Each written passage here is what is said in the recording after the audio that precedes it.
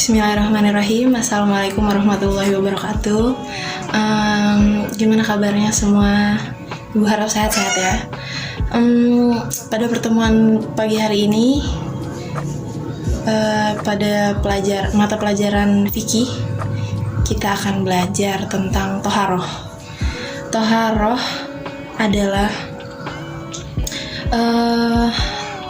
adalah bersuci ya. Jadi pengertiannya secara bahasa, toharoh adalah an-nadzafatu yang artinya bersih atau suci. Sedangkan menurut istilah, toharoh adalah membersihkan diri, pakaian, dan tempat dari najis dan hadas sehingga seseorang diperbolehkan untuk beribadah. Islam sangat memberi perhatian yang sangat besar terhadap bersuci atau toharoh. Nah, bersuci merupakan perintah agama yang bisa dikatakan selevel lebih tinggi dari sekedar bersih-bersih. Sebab tidak semua hal yang bersih itu suci.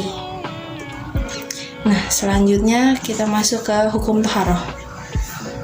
Hukum toharoh atau bersuci ini adalah wajib, khususnya bagi orang yang akan melaksanakan sholat.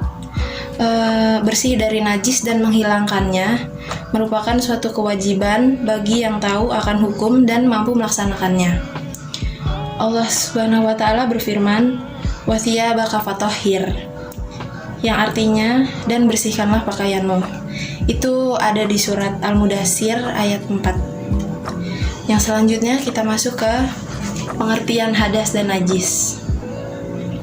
Najis adalah sesuatu yang kotor dan dapat dilihat mata atau zohir. Contoh najis adalah air kencing, kotoran hewan, nanah, dan sebagainya.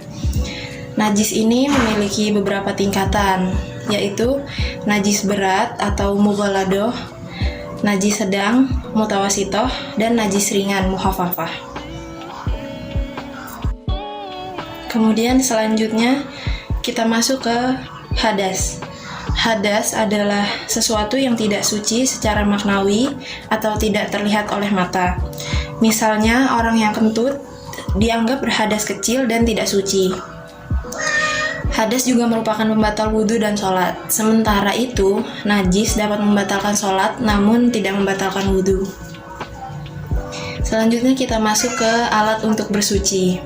Alat untuk bersuci ini ada 3 tipe.